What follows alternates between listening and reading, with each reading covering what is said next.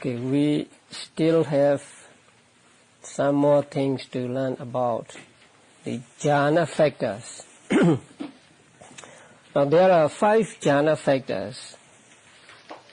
They are vitakka, vichara, piti, sukha, and ekaggata. Or sukha and ubekha are vedana. So there are 5 factors. Now the question is, why are these 5 only called factors of jhana or members of jhana? Now, when a jhana consciousness arises, then, say the first jhana consciousness, 35 cetasikas arise along with that consciousness. So why are those 5 only called jhana factors and not the others? Now there are contact, attention and so on, and they are not called jhana factors, but only these 5 are called jhana factors. The answer is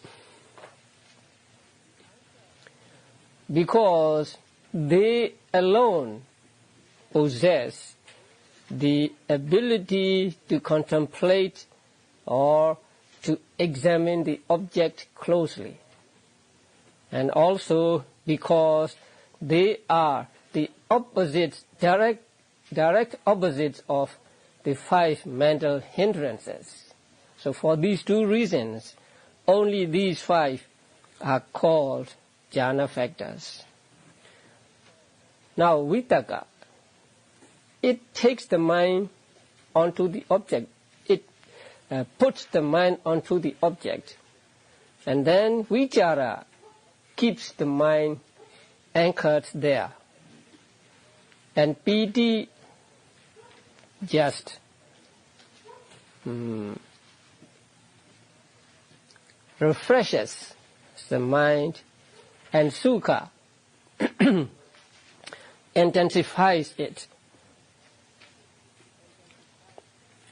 Supported by these 4 cetasikas, by, say, putting on the object, keeping it there, refreshing and intensifying, the ekaggata, the one-pointedness of mind, puts the mind on the object evenly and undistractedly.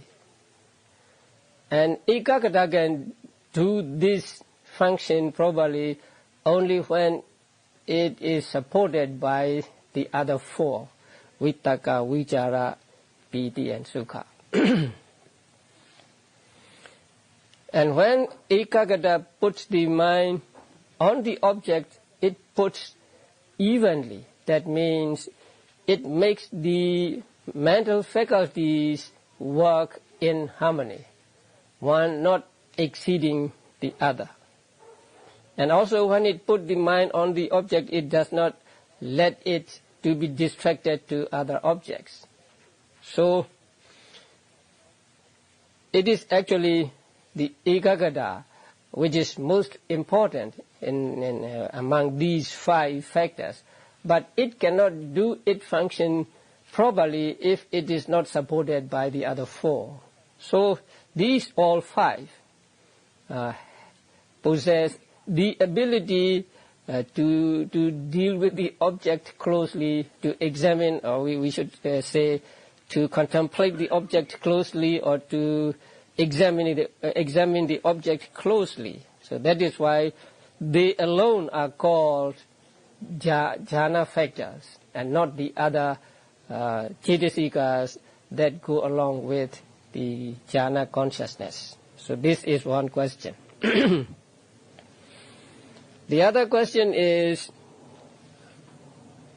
that stems from the second reason given, because these 5 jhana factors are direct opposites of the 5 mental hindrances. So which is the direct opposite of which mental hindrance. So it's given on the sheet.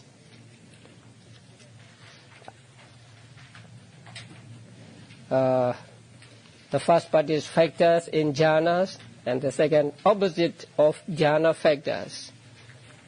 So please look at that sheet.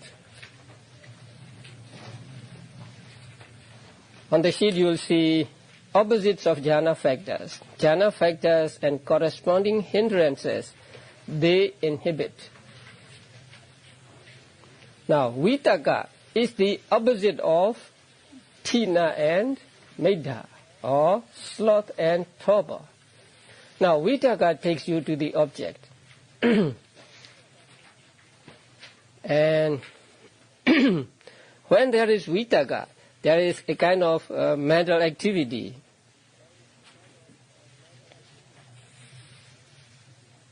So vitaka is something like the nature of shaking.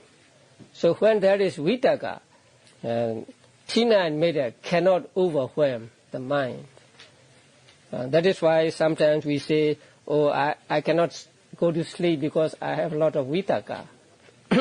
So long as there is vitaka, tina and medha are inhibited. They are the direct opposites of vitaka. And then vichara is the direct opposite of vicikiccha, doubt. Now vichara is examining the object or keeping the mind anchored onto the object, and so it is like panya. So since it is like panya, it is the opposite of vicikiccha, opposite of doubt. And piti is the opposite of vyabhara. That's very obvious, right? So when there is piti, you don't have ill will. And sukha is the opposite of uddhacca and kukucca, restlessness and remorse. Restlessness here means restlessness of mind. But when mind is restless, maybe the body is also restless. So restlessness and remorse are the direct opposite of sukha, or sukha is the direct opposite of these two. So when you are happy, happy here means peaceful. So when you are peaceful, there is no restlessness and no remorse. These two are something like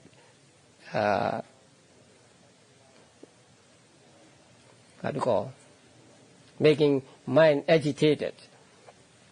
But sukha is peaceful, and so sukha is the object of restlessness and remorse, or uddhacca and kukucca. And then ekaggata, let's go to ekaggata, one-pointedness of mind. Ekaggata is the direct opposite of kamacchanda, sensual desire. Now when we have sensual desire, our mind is taken to different objects. See, we are attached to this thing, we are attached to that thing, and so our mind is like going round. But ekaggata does not let the mind to go here and there. It makes the mind stable and stay on one object, and so it is the opposite of sensual desire. I think this information is good for us, because if we want to develop ekaggata means samadhi. Samadhi and ekaggata are synonymous. So if we want to develop samadhi, we should have little of sensual desires.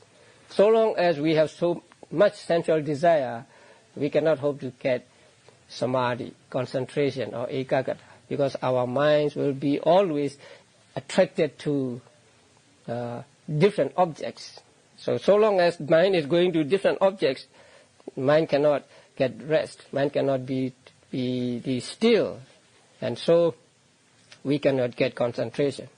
So we should keep it in mind and try to have as less sense desire as possible if we want to develop concentration. And then upekkha. Upekkha has the nature of peacefulness. Actually, upekkha is more peaceful than sukha. So upekkha is said to be similar to sukha. So it is the direct opposite of, again, uddhacca and kukucca, restlessness and remorse. So, because these five, sukha and upekkha are one, because these five are the opposite of the five mental hindrances, they alone are called constituents of jhana, or members of jhana, or jhana factors. So there are two answers, or two reasons given for they are being called jhana factors. The one is they alone possess the ability to examine or to contemplate the object closely, and also they alone are the direct opposites of the five mental hindrances. Now these, so long as there are mental hindrances in our minds, we cannot hope to get concentration, let alone jhanas. So the mental hindrances are inhibited by these jhana factors, says, respectively. Okay, now we go to the next section, that is arupa vachara citta. So we already finished rupa vachara citta. Today, arupa vachara citta. There are 12 arupa vachara cittas, and they are divided into kusala, wholesome, vipaka, resultant, and kiriya, functional. And each one has 4 cittas, and so there are altogether 12 arupa vachara cittas, 12 formless sphere consciousness.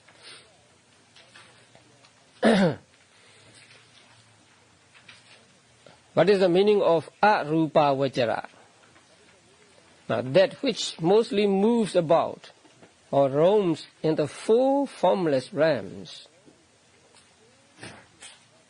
that which is of the formless sphere. Now, you know there are 20 realms of Brahmas, 20 realms of higher celestial beings, and 16 are said to be form, said to belong to form sphere, and 4 to formless sphere. So the 4 formless sphere are those where there is only mind. So there is no form or no material body there. So they are formless or material-less beings, or mind-only beings. So when a person is reborn, they are only the mind. That means only cetas and cetasikas will arise there. No material thing whatsoever. No body, no eyes, no ears, and so on. In order to be reborn in those formless realms, one has to get these jhanas, one of these 4 arupa vachara jhanas. Now, how does one go about, say, to get arupa vachara jhanas? Now, in order to get arupa vachara jhanas, one must have already the 5 rupa vachara jhanas. One must be able to enter into them. One must be very familiar with these 5 rupa vachara jhanas. And from these rupa vachara jhanas, or basing on these rupa vachara jhanas, or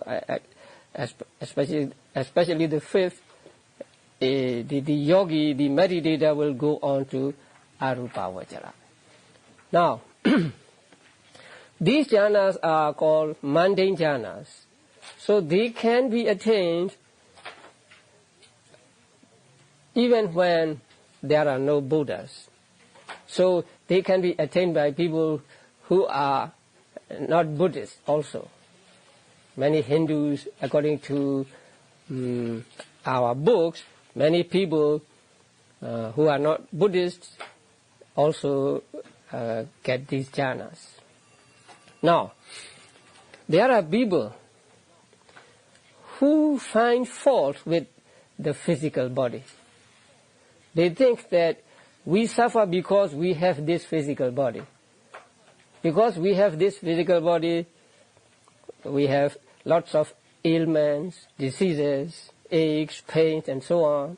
And also, depending on this physical body, we try to, we quarrel with each other, we try to hurt each other, and so on. So they think that we have a lot of suffering because we have this physical body. So if we can be without this physical body, we would be very happy.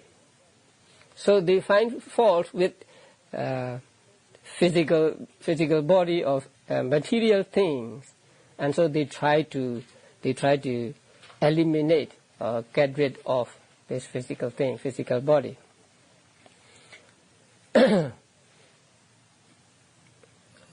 So, in order to get rid of physical body, what they have to do is they must first take the physical thing or material thing as an object of meditation.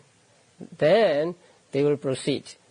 So first, a person must be able to get into rupa vajra jhanas or have mastery in using the 5 rupa vajra jhanas. Now, after he entered into 5th rupa vajra jhanas, and then he emerges from that rupa vajra jhana, and then what he does is to concentrate on the space left by the removal of the kasina counterpart sign. Now, when you practice kasina meditation, first you look at the disc, and then you try to memorize it, and then you get the image in your mind. The first image is called grasped sign. And then you dwell on that sign again and again, and it becomes refined. And so when it becomes refined, and it is clear of blemishes and so on, it is called a counterpart sign. So these signs are actually not ultimate reality. They are concepts actually, because they are only in your memory, in your mind. So, a person who dislikes matter, material thing, also dislikes something that resembles that matter. The real kasina disc is matter, a material thing. But that counterpart sign is not a material thing. It is a concept, conceptual object. But it resembles the material object. So that person hates that concept also. The simile given in Visuddhimagga and also in Atthasalini is that a person who is afraid of ghosts will be afraid of something which resembles a ghost. He may see a tree stump, say, at night, and he may think that that is a ghost, and he is afraid of it. Sometimes a person is afraid of a snake, and then when he sees on his waist a rope or a crack in the ground, he might think that it is a snake, and then he is afraid of that. So in the same way, this person dislikes or is disgusted of matter. He doesn't like a physical body. When he doesn't like the physical body, he also doesn't like something that resembles the physical body or physical thing. That the physical thing, that is this counterpart sign in his mind, which is a concept. So he tries to remove this concept from his mind. So in order to remove it, first he must get this sign into his mind. So he concentrates on this mental image. I mean, counterpart sign again and again and again. And then he stopped paying attention to that sign. Instead, he pays attention to the space taken by or covered by that sign. So when he stopped paying attention to the sign itself, that sign disappears. And in its place, there remains just an empty space. And that empty space is called space obtained by the removal of kasina sign. When a person removes the kasina sign, he does not remove it just as he removes a mat or he removes a cake out of a pan or something like that, but simply he doesn't pay attention to that object, to that concept. So when he doesn't pay attention to it, it disappears from his mind, and in its place there remains an empty space. So that empty space becomes the object of his meditation. So he dwells upon, or he contemplates on that space, saying, this space is infinite, this space is infinite, infinite space, infinite space. Now, he can expand that space in his mind, mentally expand it as much as he likes. He may expand this space to the size of the whole world cycle. Or he may expand this space to about the size of a football field, or about the size of the mat or something like that. So after that, he dwells on it, saying to himself, infinite space, infinite space, infinite space. Now that space is called infinite or limitless. Why?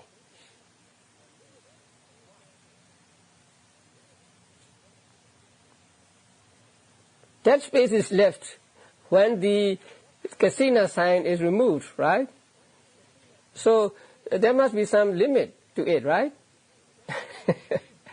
But he must contemplate on it as infinite space, or limitless space, limitless space. Now, here limitless means not that it has no boundaries or whatever.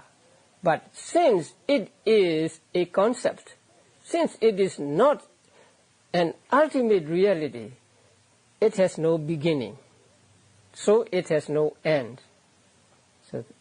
So that is why it is called limitless or boundless or infinite. So infinite in the sense that it has no arising edge and no disappearing edge. Because concepts have no arising and no disappearing. They appear in our minds, and so we cannot say that they arise at this time and they disappear at another time. So, since that space obtained by the removal of the kasina sign is a conceptual object, it has no beginning and no end, and so it is said to be infinite, without beginning and an end. And he contemplates on that object again and again and again. And so when he pays attention to that object and contemplates on that object, his hindrances becomes suppressed or subdued, and so his mind becomes steady again, and he takes that object again and again and again until the first arubhavajara jhana consciousness arises in his mind. So when that first arubhavajara jhana arises in his mind, he is said to gain the first arubhavajara jhana. And that first arubhavajara jhana takes that conceptual image, not conceptual image, that space as an object. That is why it is called in Pali Akasananjayatana. I'm afraid you will have to memorize these names. The English translations are so long, longer than the Pali names. So Akasananjayatana. You know the word Akasa, right? Akasa means the sky or the space. So Ananja here means no end or no edge, having no edge, having no end, endless. Ayatana means, let's say, a base. We'll come to that later. So it is called Akasananjayatana. So the meaning is jhana having infinite space as object. Now in the translations, in the path of purification, and also in this book, the word base is used, but I think that's not so good. Wholesome consciousness pertaining to the base of infinite space. Now, we must understand the word ayatana here. Akasananjayatana, right? Akasananja ayatana. Ayatana, the word ayatana is translated as base. But here, base means habitat, or simply the object. So, simply it means the object. So this consciousness has the infinite space as object. So instead of using base, I think we should use object. Base can mean some other thing. So, the base of infinite consciousness. So, this is the first arubhavajara jhana consciousness. And with this arubhavajara jhana consciousness, how many jhana factors arise? Only two. Upekha and Ekaggata. So, arubhavajara jhanas have the same two jhana factors that fifth rubhavajara jhana has. So they have the same jhana factors, the same number of jhana factors. Now, after getting the Akasananjayatana jhana, he wants to go to the second Vinyananjayatana. So he thinks that Akasananjayatana is near to the material things, and it is not so subtle, say not so lofty as the second Vinyananjayatana. So by thinking in that way, he loses interest in the first, the Akasananjayatana. He becomes dispassionate towards that consciousness, and so he wants the higher consciousness. So in order to get the second Arupa Vajra jhana, he must take the first Arupa Vajra jhana consciousness as the object of his meditation. So after entering into the first Arupa Vajra jhana, he emerges from that jhana and then takes that jhana consciousness as the object of his meditation, saying consciousness, consciousness, or infinite consciousness, infinite consciousness. Now here, infinite means this consciousness takes the object which is infinite. Therefore it is called infinite consciousness. And also, when he contemplates on that consciousness, he must take it as a whole, not just parts of them, parts of it. So there should be no limit to that object. That is why he contemplates on that consciousness as, say, infinite consciousness, infinite consciousness. That means consciousness that takes the infinite space as object, and also that should be contemplated infinitely.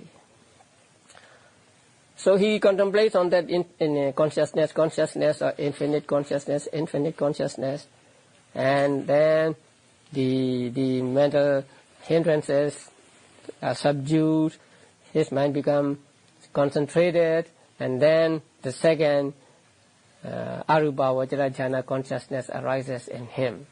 And that Arupa Vajra jhana, second Arupa Vajra jhana consciousness is called Vijnananca Yatana. So Vijnana means consciousness, right? Ananca means infinite. And Vijnana here means the first Arupa Vajra jhana consciousness, not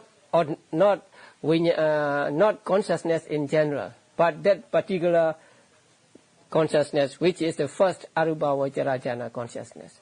So he takes the first Arupa Vajra jhana consciousness as object, and when the second Arupa Vajra jhana arises, that second Arupa Vajra jhana consciousness takes the first Arupa Vajra jhana consciousness as object. That is why the second Arupa Vajra jhana is called Vijnananca Yatana. So Vijnana here means first Arupa Vajra jhana consciousness, and Ayatana here means just object, a base, but in the sense of object. Again, he thought this Vijnananca Yatana is close to Akasananca Yatana, which is close to material objects. And Akinchanya Yatana is better than it. So he tries to get Akinchanya Yatana, the third Arupa Vajra jhana consciousness. This time, what he takes as object is the absence of, or the nothingness of, the first Arupa Vajra jhana consciousness. When he gets the second Arupa Vajra jhana consciousness, first Arupa Vajra jhana consciousness has already disappeared. So he takes that disappearance or nothingness or absence of first Arupa Vajra jhana consciousness as an object of his meditation. So he, when he practices meditation, he says, there is nothing whatsoever, there is nothing whatsoever. In Pali it's called nati kinchi, nati kinchi. So nothing whatsoever, he practices that way. That nothingness is also a concept. It is not the ultimate reality. The ultimate reality is the consciousness. But what he contemplates on is not on the first Arupa Vajra jhana consciousness, but on the absence of that Arupa Vajra jhana consciousness. It is no longer there. And so that void, that nothingness, he takes as an object of his meditation. For example, So there is a say pot, and then it is covered with something. But if the cover has been removed, he sees just nothing there, like that. And also, suppose now that there are many people assembled here, so a person may come and sees these people here, and then he may go out somewhere else, and then after the class is over, he will come back, and then he sees nobody here. He sees just an empty space. So something like that. This person sees the absence of the first arupa vajra jhana consciousness. So that is concept of nothingness. That concept of nothingness he takes as object. So he practices meditation, contemplating as nothing. And then the mental defilements subsided, and his mind becomes concentrated again. And then, as a result of his practice of meditation, the third arupa vajra jhana consciousness arises in him. And that third arupa vajra jhana consciousness is called akinchanya yatana.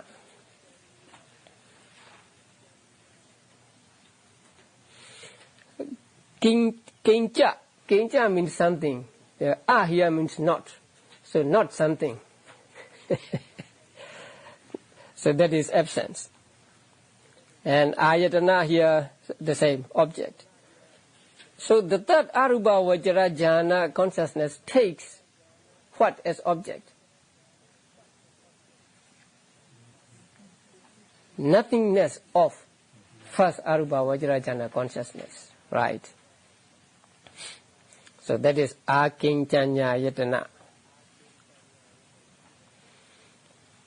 Again, he wants to go to a higher level of jhana, the fourth one.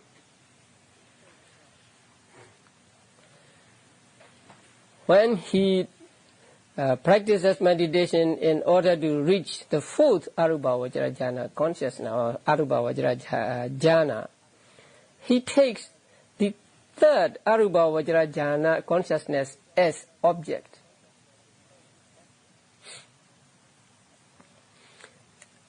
So he enters into the third arupa vajra jhana and then emerges from that arupa vajra jhana and take that third arupa vajra jhana consciousness as object of his meditation. So he contemplates on that consciousness, saying to himself, this is peaceful, this is good. This is peaceful and this is good because it can take even nothingness as object. It would be very difficult to take a void or a nothingness as object. But this consciousness, the third arupa vajra jhana consciousness, is so advanced, so subtle, that it can take even nothingness as object. So it is very peaceful, it is very good, it is lofty. So he contemplates in this way on the third arupa vajra jhana consciousness. And again, his mind becomes concentrated and the hindrances subdued. Then the fourth arupa vajra jhana consciousness arises in him, or he reaches the fourth arupa vajra jhana consciousness, or arupa vajra jhana. And that fourth arupa vajra jhana is called Neva Sanya Nasanya Yatana. It's a long name. So we are not lucky with arupa vajra jhana chetas. All long names and longer in English translation. So the fourth is called Neva Sanya Nasanya Yatana. Neva means not. Sanya means sanya. You know sanya? Sanya is a perception. Sanya is one of the cetasikas. And nasanya means na asanya. Okay, you read the English translation below. Jhana with its concomitants, which is neither with perception nor with non-perception or absence of perception, and which is a base. Here, ayatana does not mean an object. Now, please note that carefully. In the preceding three names, ayatana means simply an object. But in this fourth name, ayatana does not mean an object. Ayatana means an ayatana, a base. There are 12 bases taught in Abhidhamma, and you will study them in the 7th chapter. So, this jhana is neither with sanya nor with asanya, or nor with non-sanya, and it is a base. That is why it is called neva sanya na sanya yatana. Now, consciousness is one of the bases. Mental factors are one of the bases. There are 12 bases: eye base, ear base, nose base, tongue base, body base, and then visible object base, right? Sound base, what else? Smell base, taste base, touch base. And then the two remaining ones are mind base, or consciousness base, and Dhamma base. Dhamma base consists of cetasikas and other subtle matter. So, here ayatana means that, the base. It is a base, and it has no perception nor non-perception. And here, perception does not mean perception only, actually. Perception here stands for all mental things, all cetasikas. So we may as well call it neva vedana na vedana, neva phasa na phasa, and so on. We may call it if we want to, but sanya is used here. So sanya does not stand for a specific cetasika only, but here sanya stands for all mental states, all mental factors, cetasikas. And actually it means mental activity. Now when a person reaches this jhana, the mental activity in this jhana has become so subtle, so refined, that it is difficult to call it mental activity. It is so subtle, it almost nothing. Although it is subtle and it looks like nothing, there is still the function of sanya, function of mental activity. So it is neither sanya nor non-sanya. That is why it is called neva sanya na sanya. So there is very subtle, something like a trace of mental activity there. But it is so subtle that it is almost nothing. So when you ask him, is there sanya, he may say yes or no, right? That is why it is called neva sanya na sanya. And there are similes to explain this. You remember that simile? Who remembers that? Huh? So now, neva sanya na sanya. So there is no sanya and there is no non-sanya. Now, a monk and a novice went on a journey, and the novice went in front of the monk. So some distance ahead, he saw some water there on the road. So he reported to the monk, "Bhante, there is water." So when the monk heard that there is water, he said, "Okay, then give me my bathrobe. I want to take bath." Then the novice said, "Bhante, there is no water."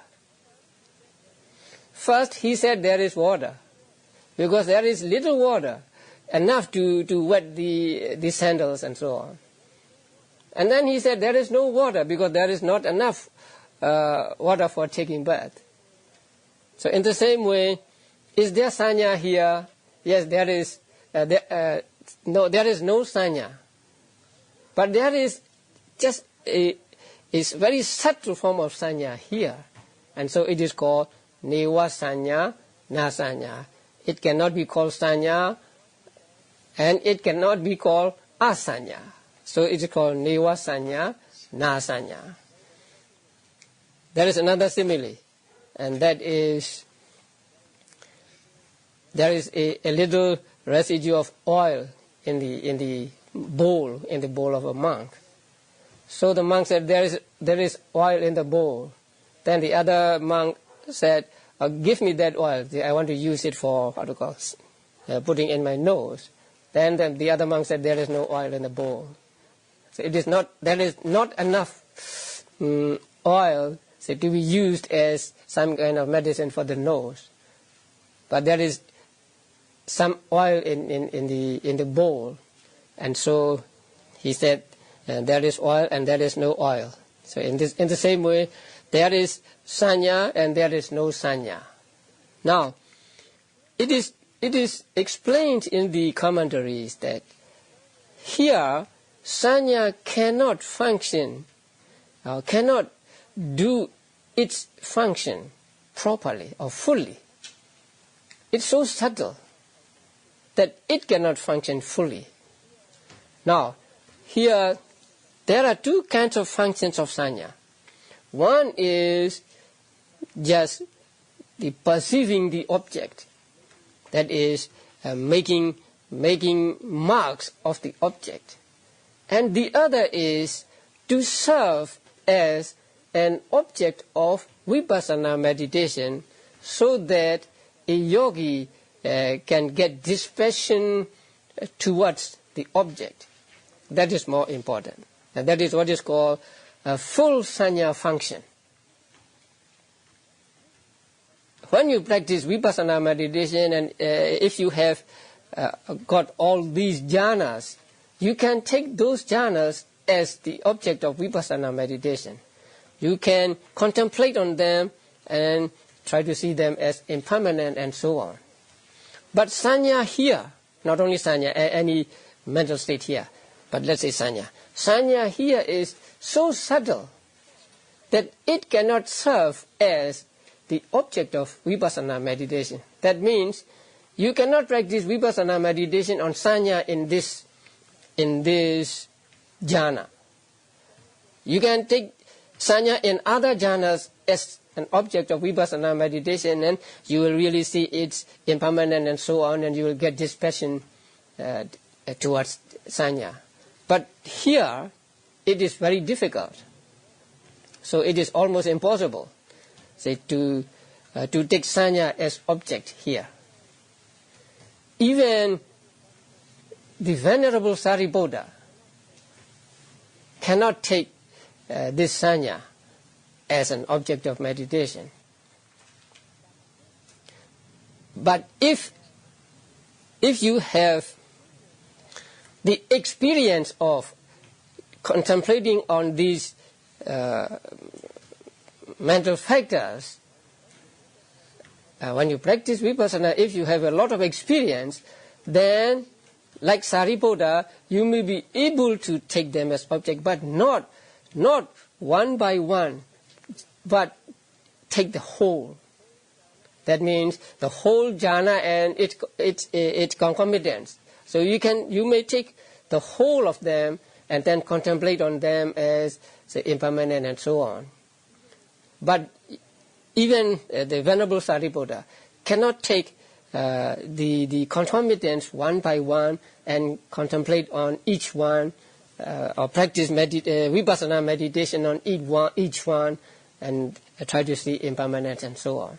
So sanya is so subtle in this jhana that it cannot serve as an object of vipassana meditation, and so it is said to have not full function of sanya. So it is almost nil, it is almost absent in this sanya. But there is still very subtle sanya remaining, because if there is no sanya, there can be no mental activity at all. So there is very subtle sanya still remaining there. And that sanya is called the residue of the conditioned things. That means something like the sanya is refined again and again and again. It becomes so refined in this jhana that it is very subtle, but it still is there. So this jhana is called Neva Sanya Na Sanya Yatana. So ayatana here means base, not object. It is a base, and it is Neva Sanya Na Sanya. Or it can be translated as jhana with its concomitant having a base, having as a base perception that is neither perception nor non-perception. So this is another way of explaining it. It is just explaining it in another way, depending on grammatical explanation of the word. So whatever it is, what it means is just, it is a base and it is a jhana which cannot be said to have either sanya or non-sanya. So mental activity is there, but it is so subtle that it's almost non-existent. So this is what is meant by Neva Sanya Na Sanya Yatana. Now, when a person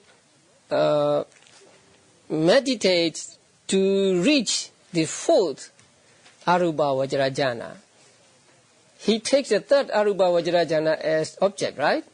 And then how does he meditate? Saying what? It is peaceful, it is peaceful, it is good, it is good. Now, if he contemplates on it as it is peaceful, it is good, how can he transcend it? You say, if you say this is good, this is peaceful, this is good, you like it, you are attached to it. You don't want to let it go, right? It is good. So how can he transcend that object? Now, the simile given is a king may go out, say on his elephant, and then he may see some craftsmen, the ivory carvers, say doing ivory work, and their bodies may be smeared with particles of ivory because they are doing ivory work, and then they are making delicate and beautiful objects of ivory. So when the king sees them, he praises them. Oh, how talented or how good they can make such beautiful objects of art.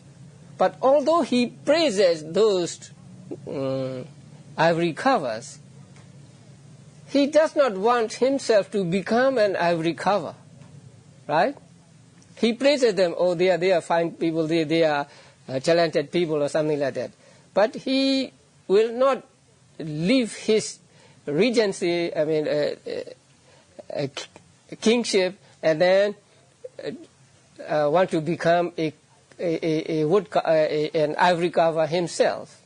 So, although this person practices on the third Arupa Vajrajana, contemplating on it as it is good, it is peaceful and so on, he doesn't want it. He doesn't want it for himself, but he was just contemplating on the fact that it is peaceful, it is good. But although he contemplates on it as peaceful and good, he does not want it. That is why he is able to transcend that object. Now, the second Arubhavajara jhana takes the first Arubhavajara jhana consciousness as object, right? And the fourth Arubhavajara jhana takes the third Arubhavajara jhana consciousness as object.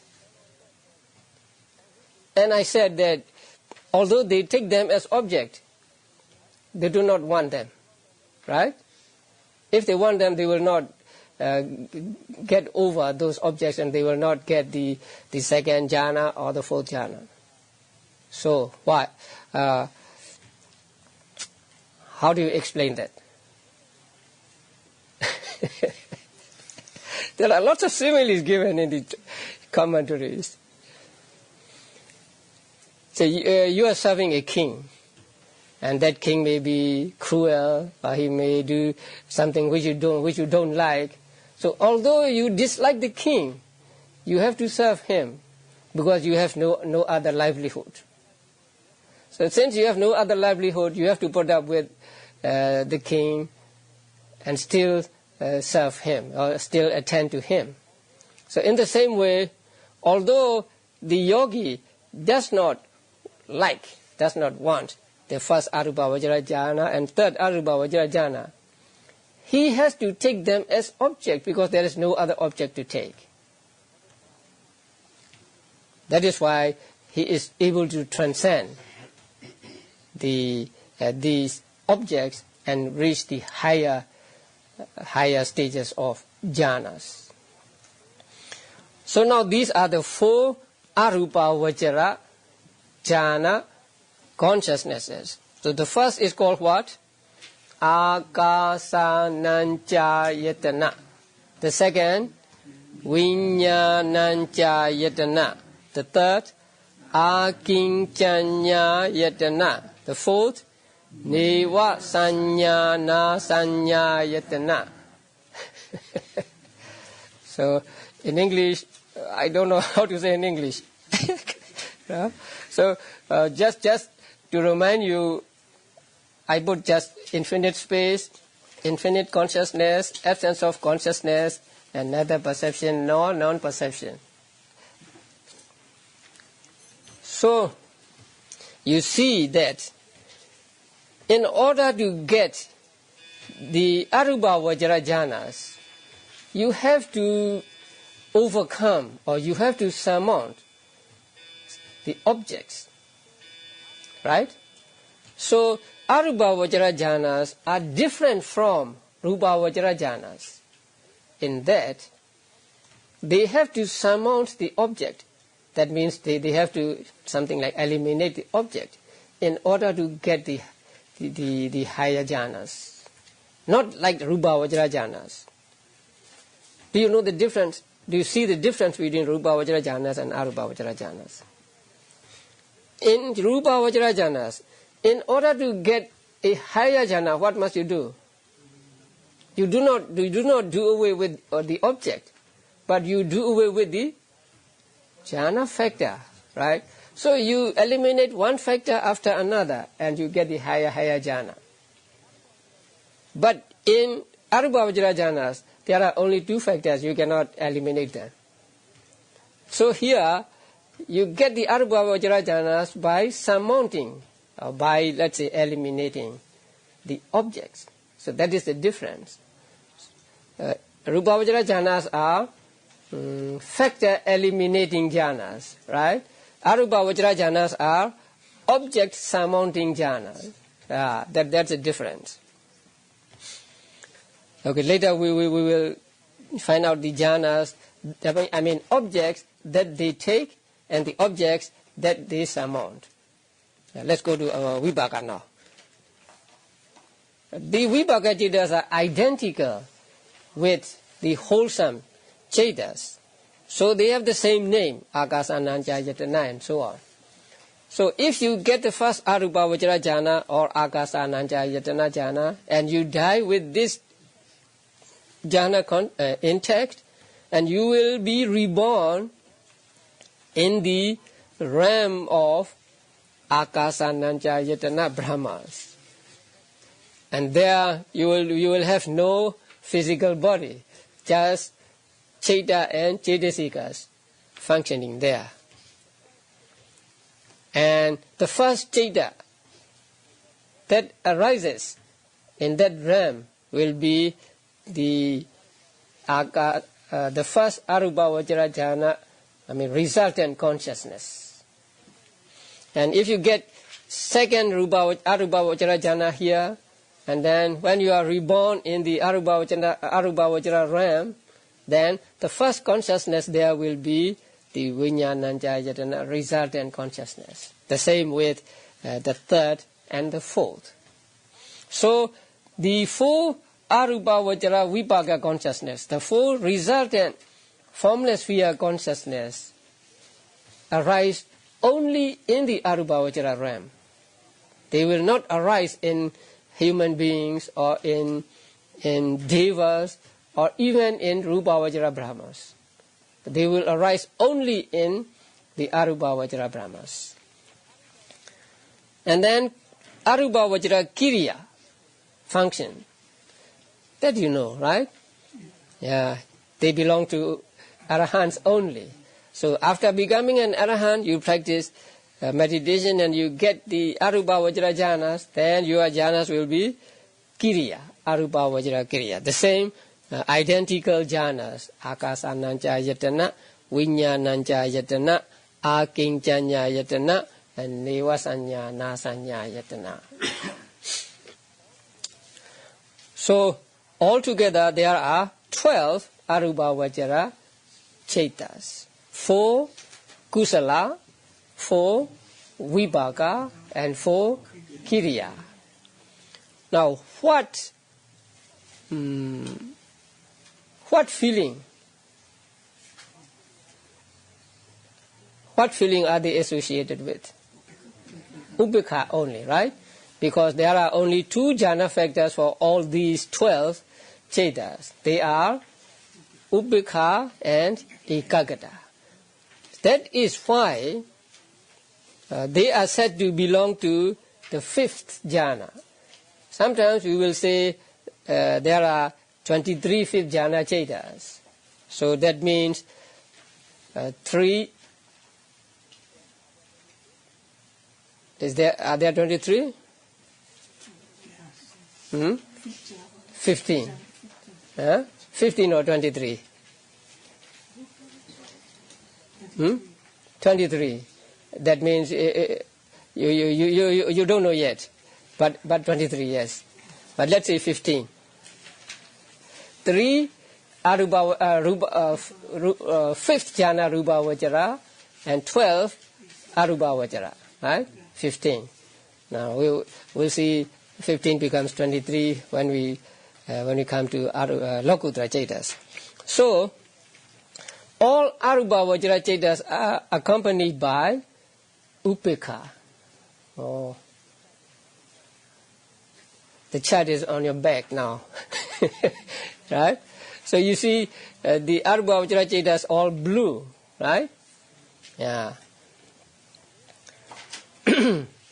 And they are all jnana sampayutas, because you cannot get jhanas without jnana, without knowledge or understanding.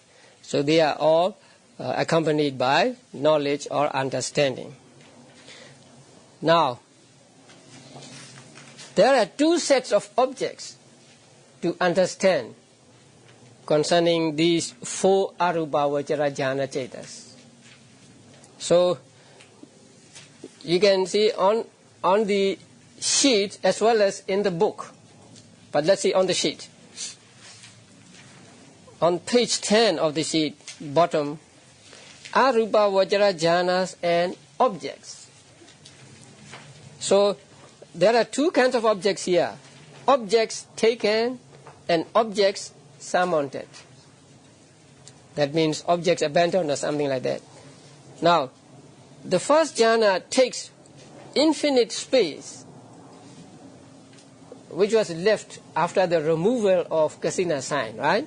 So, first jhana takes infinite space as object. And second jhana takes first arubhavajara jhana consciousness as object. And the third jhana, here first, second, third, fourth means arubhavajara, not rubhavajara. So that arubhavajara jhana takes absence of first arubhavajara jhana consciousness as object. And the fourth arubhavajara jhana takes third arubhavajara jhana consciousness as object. So these are the objects they take. And there are four objects they must surmount. So the first arubhavajara jhana must surmount the counterpart sign. So long as he is attached to that counterpart sign, he cannot get the first jhana. So the first jhana must surmount the counterpart sign, which is a mental image of the kasina object. And the second arubhavajara jhana must surmount or transcend infinite space. And third arubhavajara jhana consciousness, that jhana must surmount or transcend first arubhavajara jhana consciousness. And then the fourth arubhavajara jhana must transcend the absence of first arubhavajara jhana consciousness. First they take them as objects, right? And then they surmount them, they transcend them. So they have to take these objects as the object of their meditation, and when their meditation is successful and they get the jhana, these objects are no longer there. These objects are surmounted. So there are two sets of objects with regard to four arubhavajara jhanas. So the objects they take and objects they surmount. Just a little bit different. So today we come to the end of mundane consciousness, lokiya cetas. Right? So how many mundane types of consciousness are there? 54 sense sphere consciousness, 15 let's say rubhavajara consciousness, and 12 arubhavajara consciousness. How many? 81, right? So 81 lokiya cetas, right? Now, the 15 rubhavajara cetas and 12 arubhavajara cetas are collectively called mahagada. You can read in the book, mahagada. So later on, if we want to refer to these 27 as a whole, we will say 27 mahagada cetas. But we will not say 15 rubhavajara and 12 arubhavajara. But we will just say 27 mahagada cetas. Mahagada means become great or lofty, sublime. So 27 mahagada cetas. Then 54 sense sphere cetas and 27 mahagada cetas. And they become 81 lokiya or mundane cetas. Okay. So let's do some drill.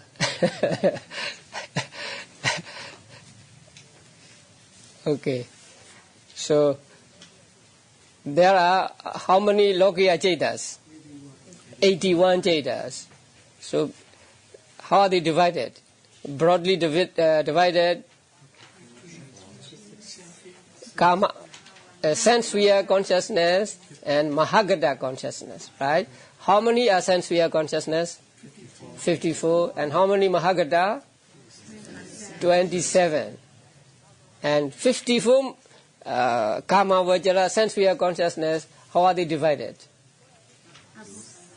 12 akusala cetas And then 18, ahituka or rootless.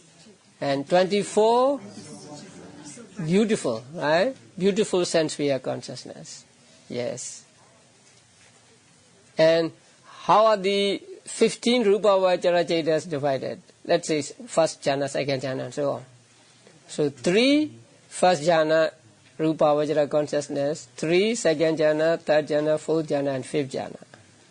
And then arupa vajra jhana consciousness, 3 first jhana, or akasa nanja yatana, 3 second arupa vajra jhana, 3 third arupa vajra jhana, and 3 fourth arupa vajra jhana. And with regard to feeling, how among the 15 rupa vajra chetas, how many are accompanied by somanasa? 12. First jhana 3, second jhana 3, third jhana 3, fourth jhana 3. And how many are accompanied by upekha? 3. Fifth jhana chetas 3. And among 12 arupa vajra chetas, how many are accompanied by somanasa?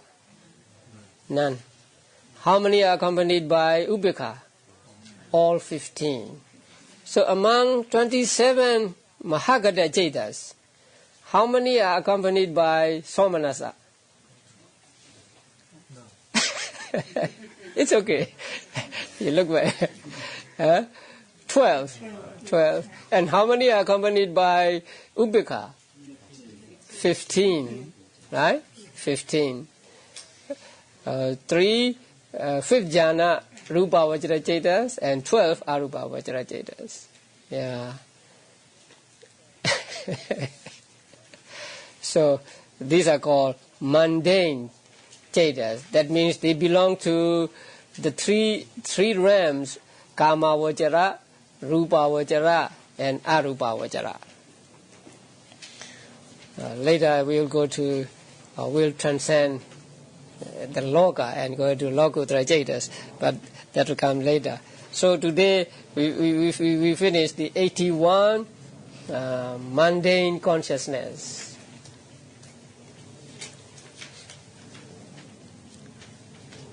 So make yourself familiar with the dots, and also please try to remember names, because names are important. Because if you don't know a name, then it's very difficult to identify. So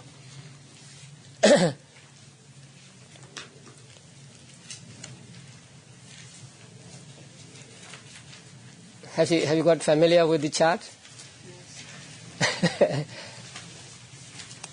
Oh, in the book, let's see, on page, what's that, 64, there is a diagram, a chart, the same as the one I gave here. So take the direct object, transcendent object. Number 1, base of infinite space. That means akasa nanjayana. The book uses base. And then direct object. That means the object taken. Concept of space. And then transcendent object. Concept of kasina. That means kasina sign. Counterpart sign. And the 2, base of infinite consciousness. The second jhana cheta. Direct object, consciousness of infinite space, the first arupa vajra consciousness, and then transcendent object, concept of space, so infinite space. They are the same. And then number 3, base of nothingness. That means third arupa vajra jhana consciousness. And direct object or object taken is concept of non-existence or nothingness. And transcendent object, consciousness of infinite space. That means that arupa vajra jhana consciousness. And then number 4, base of neither perception nor non-perception. That is the fourth arupa vajra jhana. Direct object or object taken is consciousness of nothingness. That means third arupa vajra jhana consciousness. And transcendent object, concept of non-existence, that is, absence of first arupa vajrayana consciousness. Absence means absence is not an ultimate reality. So that absence, nothingness, is also a concept. So when we say absence, we must understand it is a concept. In Pali we call nati bhava panyati. So that's why it is given here as concept of non-existence. That means concept of non-existence of what? The first jhana consciousness. So they are the same. Okay.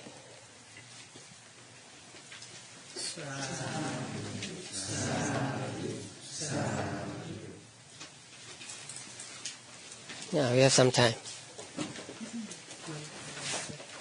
And then what's the motive for the Arahant to practice Rupa and Arupa? That's good. Jhana? Yeah. I left it out. One author said, and I think that is correct. The motive I told you applies to the time when there is no Buddha's teachings available. So what about Arahants or disciples of the Buddha getting Arupa Vajrayanas? They have no such actually a wrong view about Rupa and so on, right? And so especially those who have attained enlightenment can have no wrong views about Rupa, that if we can get rid of Rupa, we will be really happy. So these Arupa Vajrayanas are necessary or actually essential for the attainment of what are called abhinyas, supernormal knowledge, like remembering past lives, seeing beings, or say getting a divine eye, and say doing some miracles and so on. So those are called abhinyas. Those abhinyas can be obtained only if a person gets all say 8 or 9 jhanas, including these 4. So those disciples of the Buddha, including Arahants, who try to get these jhanas, do so because they want them to be the basis for the attainment of abhinyas. And also I think it is for the attainment of cessation for anagamis and arahants. So you will understand them later. So attainment of cessation means to be without mental activity altogether for some time.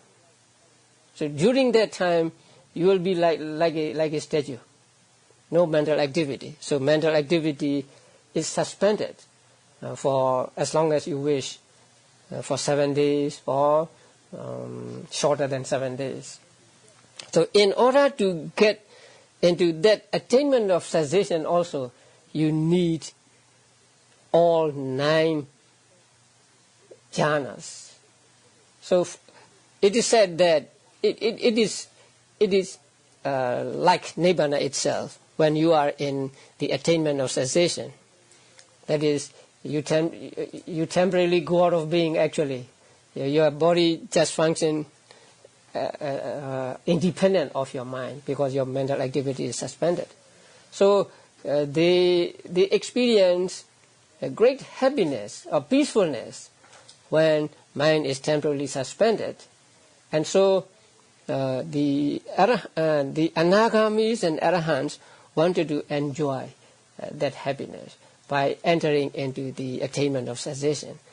For them, in order to be able to get into the attainment of cessation, they need these 8 jhanas, including these 4.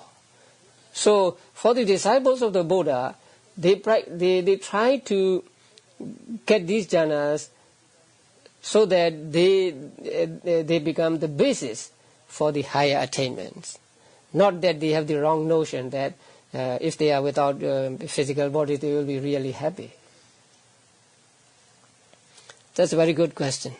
Thank you. Can I have a follow-up question on that? You know, the Arahant, especially the Arahant, they have a phala, right, consciousness. So is that sufficient for them to relax, or why do they need to get into the cessation state? Right. They can enter into what is called phala attainment, fruit attainment. That is similar to attainment of cessation. But when in phala attainment, there is still consciousness, right? So long as there is consciousness, there is arising and disappearing, coming and going. So when there is coming and going, appearing and disappearing, that is a sign of dukkha. Suffering means being oppressed by arising and disappearing. So there is still a kind of suffering, although we would very much like to get that suffering. So there is still suffering for them, for the arahants. So in order to get more peacefulness, then the attainment of fruition, they try to get into attainment of cessation. So there, for some period, they don't feel anything, right? So that is what they call happiness or peacefulness, sukha. But the only way to go into the formless sphere is to go to the samatha meditation. Yeah, this is samatha meditation, yes. And the practice of Rupa Vajra jhanas and Arupa Vajra jhanas will be explained in the 9th chapter also. 9th chapter deals with meditation, samatha meditation and vipassana meditation. So we will come to these jhanas again there. In fact, I can defer this explanation until we come to the 9th chapter, but I cannot hold this information from you, so I told you this time. I may repeat it when we reach the 9th chapter, or just refer you to my talks, and if you can, and if you have this book, I mean the Path of Purification, for this Arupa Vajra, please read chapter 10. The chapter 10 deals with these jhanas, Arupa Vajra jhana tapas. Okay then.